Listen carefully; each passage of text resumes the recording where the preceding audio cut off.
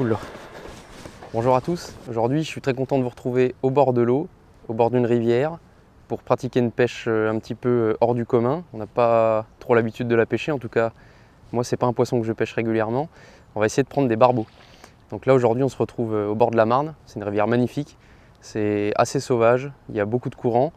Alors on a pris quelques pluies ce week-end qui ont un petit peu fait lever le niveau de l'eau, le niveau de la rivière.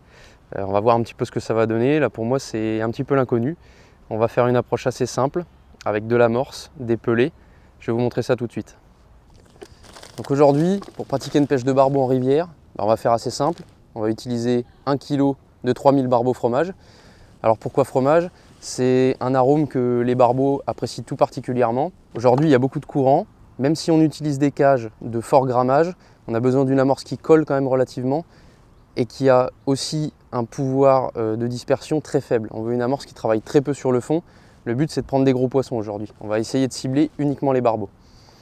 Donc là 3000 barbeaux, on va en utiliser 1 kg pour une pêche au feeder. Aujourd'hui c'est largement assez. Donc 1 kg.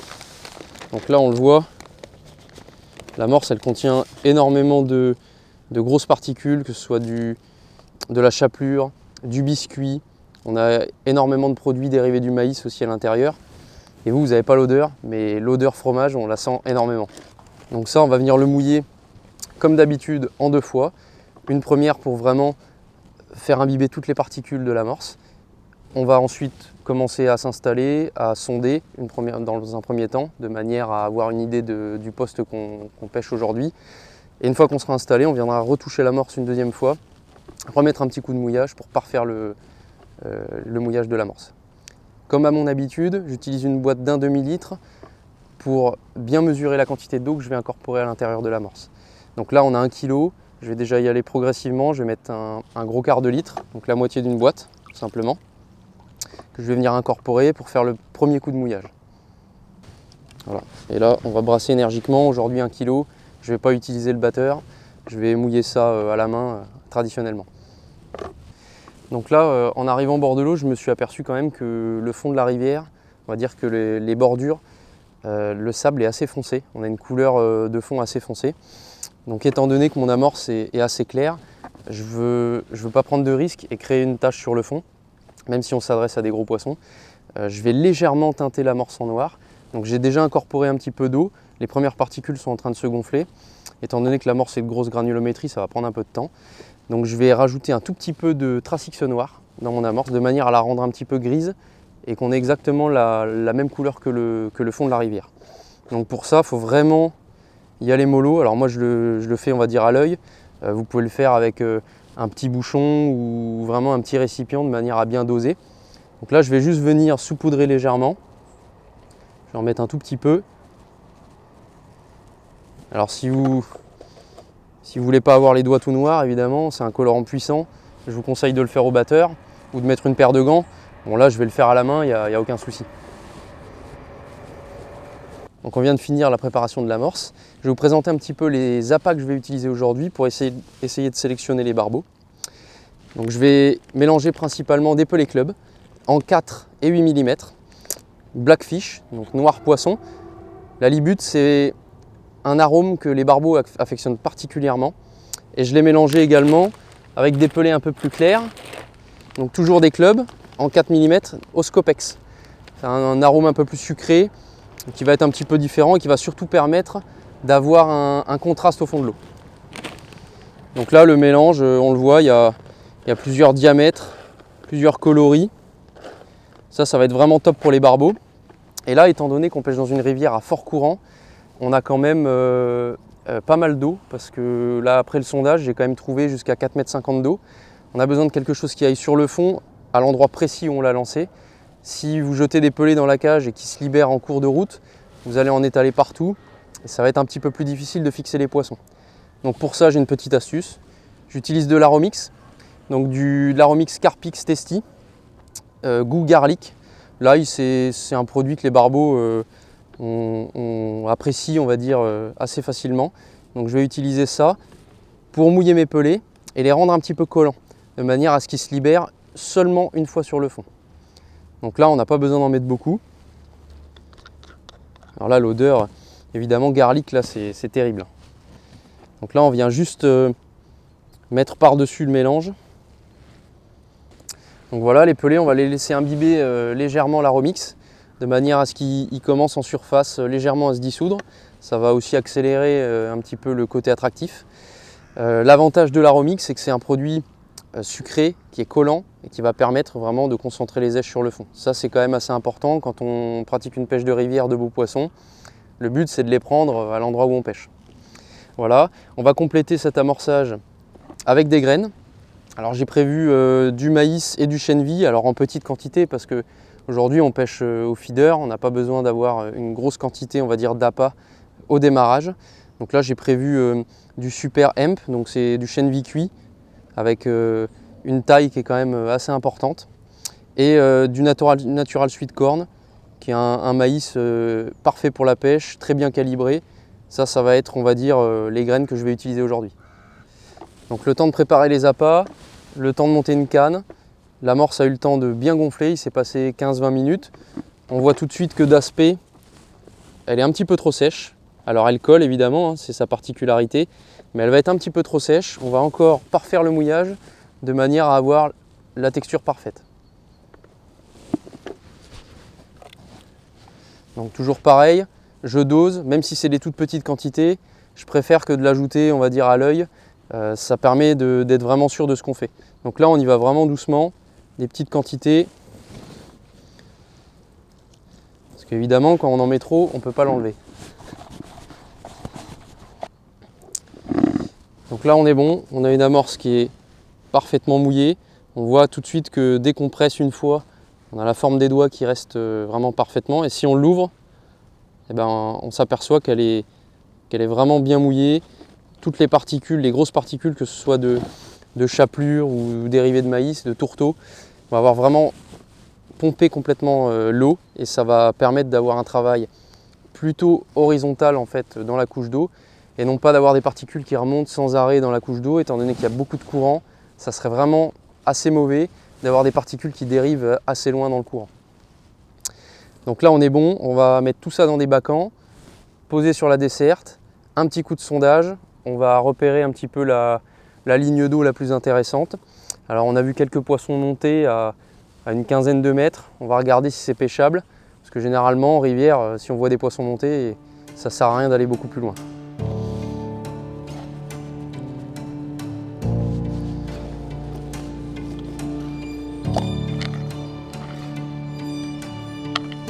Hop.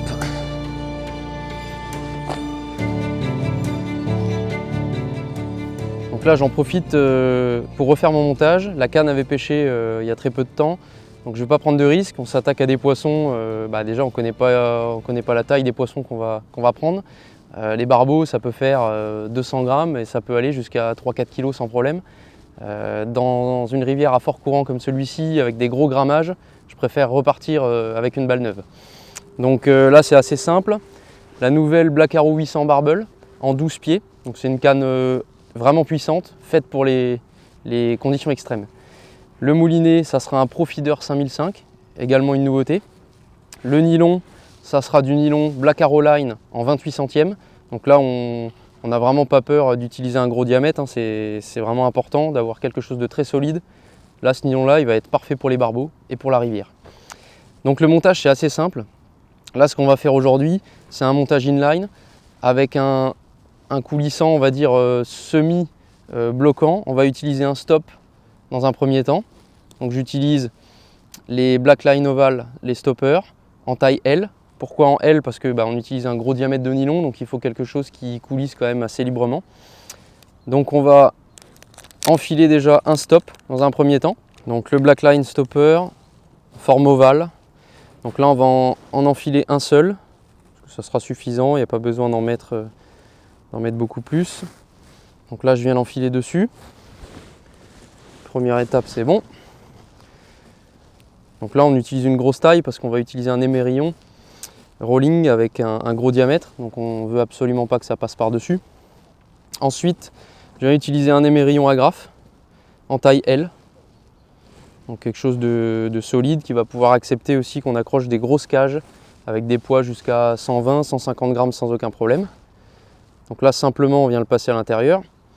Donc on aura un montage inline. L'avantage du stop sur le dessus, vous allez le voir à la fin, c'est qu'en fait on va avoir un montage modulable. Si on veut rendre le montage libre, il suffira de remonter le stop de manière à avoir une touche un petit peu plus marquée. Et si à l'inverse on veut avoir un montage bloqué, il suffira de venir descendre le stop sur le bas du montage de manière à avoir quelque chose de fixe. Et là à la touche, le poisson va venir soulever la cage et il va se ferrer, on va dire, de manière automatique. Et donc en terminaison, sur ce montage, on va venir utiliser un petit émerillon plus perle en taille small. Donc c'est un émerillon rolling qui va être recouvert d'une perle rubber qui va venir protéger le nœud entre l'émerillon et le corps de ligne. Donc là, on va venir nouer ça avec un nœud palomar, tout ce qu'il y a de plus simple. On pourrait le faire aussi avec un nœud cuillère, il n'y a aucun problème. Donc l'émerillon et la petite perle. Donc dans un premier temps, on vient enfiler la perle par le trou le plus petit.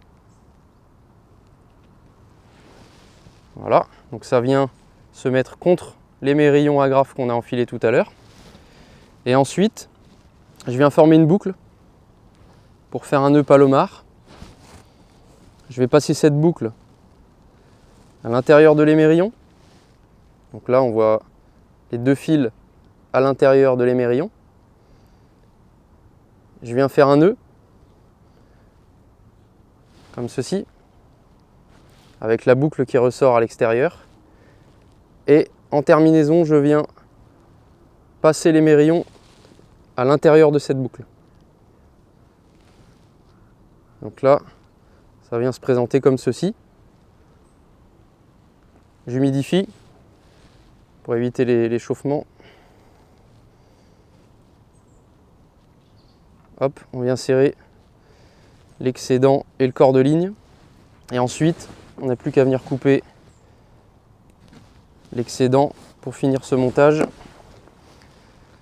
Et donc ça se présente comme ça. On vient remettre la perle par-dessus l'émerillon. Et on voit que notre nœud est complètement protégé. Et le montage se présente comme ceci. Donc pour commencer, on va commencer avec le stop complètement collé à la perle. Et là, on a un montage autoferrant. Et si pendant la pêche, on aurait besoin de libérer un peu plus, il suffit de remonter le stop à environ 30-40 cm de manière à avoir un coulissement plus long en fait de l'agrafe et de la cage. Et là, on va avoir une touche plus directe. C'est pas le poisson qui va forcément soulever la cage, ça va être, on va avoir la touche directement sur le sion avant que le poisson ne sente le poids de la cage. Pour les hameçons, on va utiliser évidemment des hameçons forts de fer, parce qu'on ne va pas prendre de risques, comme je l'ai répété tout à l'heure, il y a du courant, on va pêcher avec des grosses cages, on s'attaque à des poissons qui font plusieurs kilos. En moyenne ici, a priori, c'est des poissons qui font entre 1 kg et on va dire 3 kg. Donc là, je vais utiliser le 30-91, qui est un hameçon nickelé, très fort de fer, avec une pointe droite, rentrante vers l'intérieur, et que j'ai monté en fait avec du fluorocarbone, notre fluorocarbone Black Arrow en 24,9 centièmes, donc quasiment 25 centièmes, une ligne très forte, un bas de ligne vraiment très costaud. Je les ai montés en 1 mètre et je viens légèrement de recouper, j'ai un bas de ligne qui fait environ 70 cm. Je préfère les monter en 1 mètre et recouper au bord de l'eau au besoin. Donc là on va utiliser cet hameçon là pour commencer, on va pêcher à l'asticot. Et j'ai également monté des 40-15. En fait, ce sont des hameçons à œillet, des hameçons destinés pour le carpodrome, sans ardillon. Donc là, je les ai montés en fait avec le même nylon, donc un fluorocarbone en 24,9 centièmes.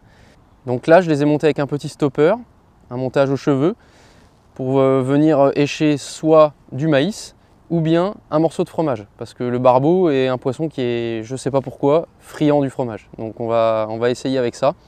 Alors pas n'importe quel fromage, évidemment. On va utiliser une pâte assez dure.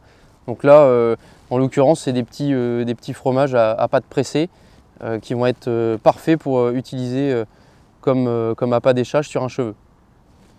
Donc ça sera la deuxième solution si jamais les poissons ne réagissent pas à l'asticot. Je vais descendre quelques asticots dans les cages au démarrage pour essayer de lancer la pêche. Parce qu'on ne sait jamais, peut-être qu'on sera capable de prendre des brèmes, peut-être des chevennes aussi, qui est un poisson qui est très présent sur la Marne. Donc on va se fermer aucune porte aujourd'hui. Le but c'est de prendre des poissons. Et si on peut prendre des barbeaux, et ben, ça sera autant mieux.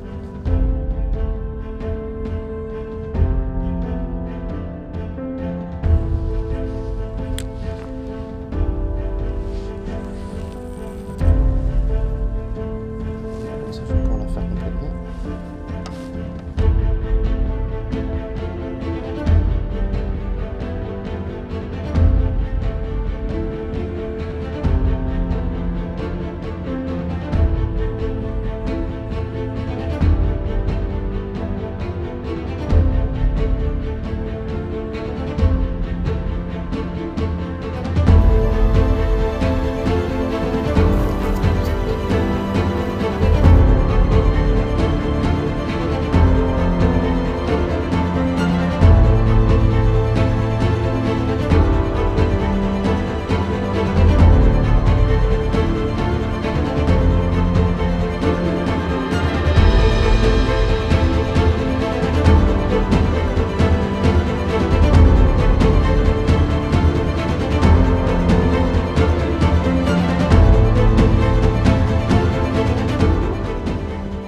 C'est un régal. L'action là, c'est une sensation de puissance là, c'est terrible. Mais bon, il tire quand même.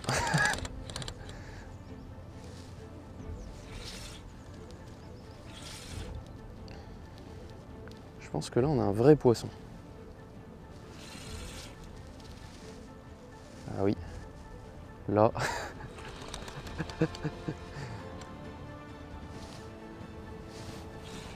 Qu'est-ce que c'est beau comme poisson.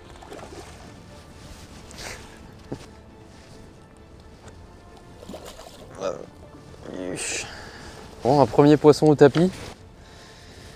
Un superbe barbeau qui m'a littéralement arraché la canne. C'était vraiment trop bon. Qui m'a pris avec 7-8 asticots à l'hameçon. Là on a un poisson qui est gras comme tout. Pas très long mais alors il est gras. Super poisson qui doit faire je pense un bon 2 kg. Regardez-moi ces nageoires, c'est exceptionnel. Donc là on va le remettre à l'eau directement, on l'a mis au tapis pour vraiment en prendre soin. Je suis pas très fan de mettre les barbeaux à la bourriche, c'est un poisson qui stresse assez facilement et qui supporte pas trop la bourriche. Donc là on va les remettre à l'eau petit à petit et profiter une dernière fois de ce magnifique poisson.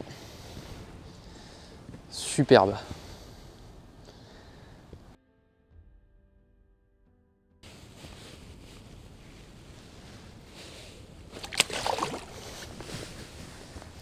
Top, on y retourne. Je vous donne une petite astuce concernant le montage des hameçons pour les bas de ligne. Donc en fait, là vous l'avez remarqué, j'utilise le 3091 qui est un hameçon à palette. Le problème des hameçons à palette lorsqu'on monte en diamètre de nylon, donc là en l'occurrence j'ai un fluorocarbone de 25 centièmes, c'est quand même énorme. Et en fait ça a tendance à glisser au niveau du nœud de raccord avec l'hameçon. Donc moi j'ai une petite astuce qui m'a été donnée par mon pote Christophe Catelin, je le remercie d'ailleurs. Le petit stylo indélébile, au moment de monter les hameçons, en fait quand je les monte à la maison, ou même au bord de l'eau si ça m'arrive, je viens mettre un petit point en fait, de stylo indélébile, de feutre indélébile, de manière à venir légèrement coller le nœud. Alors évidemment je ne vais pas utiliser de la colle glue, hein, ça sera un peu trop dangereux. Donc j'utilise ça, c'est une super astuce, ça évite que le nœud glisse. Et là sur des poissons comme vous venez de le voir, des poissons de plus de 1,5 kg, 2 kg, avec des gros corps de ligne, on peut quand même utiliser des hameçons à palette et je trouve ça super intéressant. Ça cherche autour là. Tu sens que le sion, il y a des fois, il veut s'enfoncer quoi ça. Mais là on pêche les barbeaux, mais on mettrait les hameçons plus petits, des montages un peu plus adaptés. On choperait des... Tu l'as la touche là? On choperait des gardons et des brèmes. À la touche, je l'ai laissé un peu plus longtemps.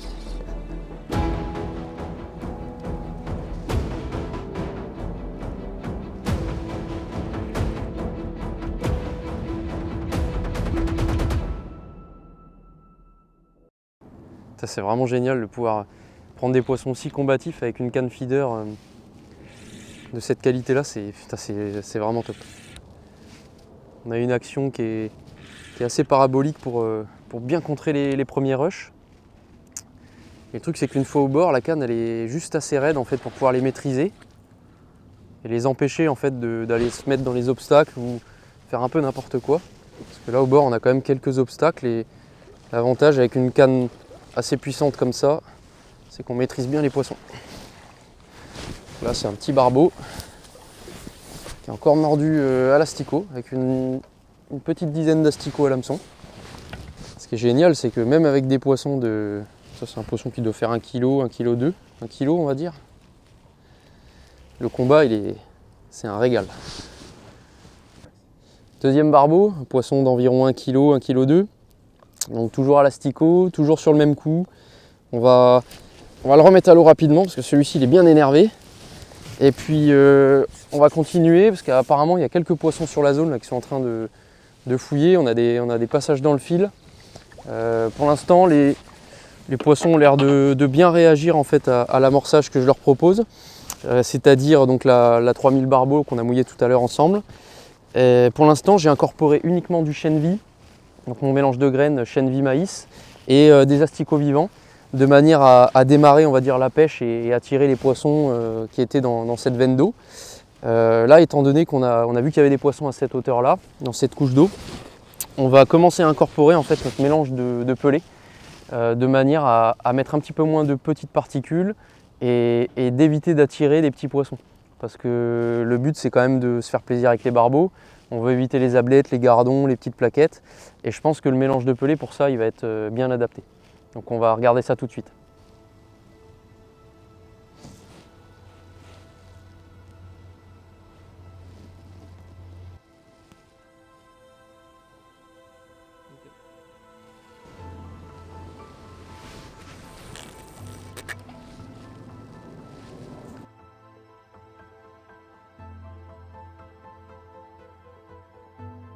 Ici il y en a très peu je pense, il n'y en a pas beaucoup. Donc c'est l'avantage. Après s'il y a des brèmes tu mets pas de graines. Tu mets que des pelés. Après tu peux aussi jouer avec la taille de l'hameçon, avec la longueur du cheveu.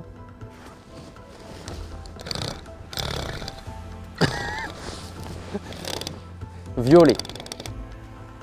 Je me suis fait violer. Là si tu l'as pas, là je peux plus rien là. La canne en deux. Là on sent que les poissons sont sur la zone parce que là en moyenne c'est la touche entre 3 et 5 minutes après avoir lancé la ligne. Ça veut quand même dire qu'ils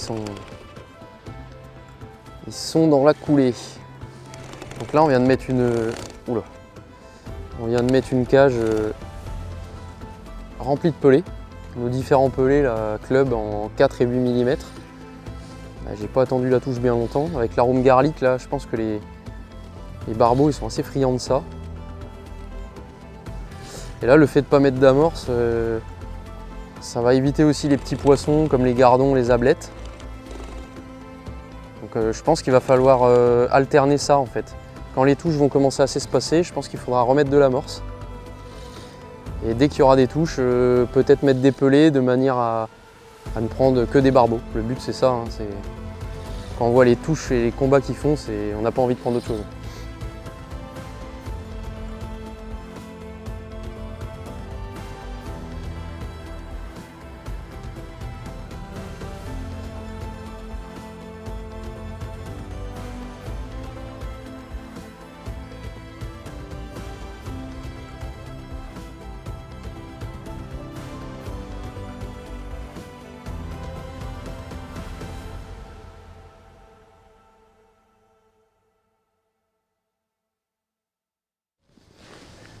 Encore un superbe poisson. Poisson qui doit faire, je dirais, un bon 2 kg. Un petit peu plus long que le premier. Poisson qui doit faire environ 65 cm. Et avant ça, on va le remettre rapidement à l'eau parce qu'il est bien énervé. Fin de cette petite session qui aura duré 2h30. Je vous invite vraiment, si vous avez une rivière qui passe à côté de la maison, n'hésitez pas, même quelques heures. L'avantage du feeder, c'est qu'on est vite en place, on prend rapidement des poissons. Il n'y a pas besoin de grand chose, je vous invite à le faire. J'ai utilisé la Black Arrow 800 Barbel. La première fois que je l'utilise, c'est vraiment une bombe. C'est très puissant, c'est parfait pour tous les gros poissons tels que les barbeaux, les chevennes, les carpes. En rivière, ça va être une canne magnifique. Vous avez été très nombreux aussi à m'interpeller sur le nouveau bras feeder orientable. Donc j'ai utilisé aujourd'hui. Pourquoi ce bras feeder? Tout simplement parce qu'il permet d'incliner la canne vers le haut et de soustraire en fait la bannière au courant et d'éviter que le sion soit trop tendu. Voilà, je me suis fait vraiment plaisir avec ce matériel. Au final, pas grand chose au bord de l'eau, très peu de matériel, ça me plaît et je vous conseille vraiment d'aller au bord de l'eau et de vous faire plaisir.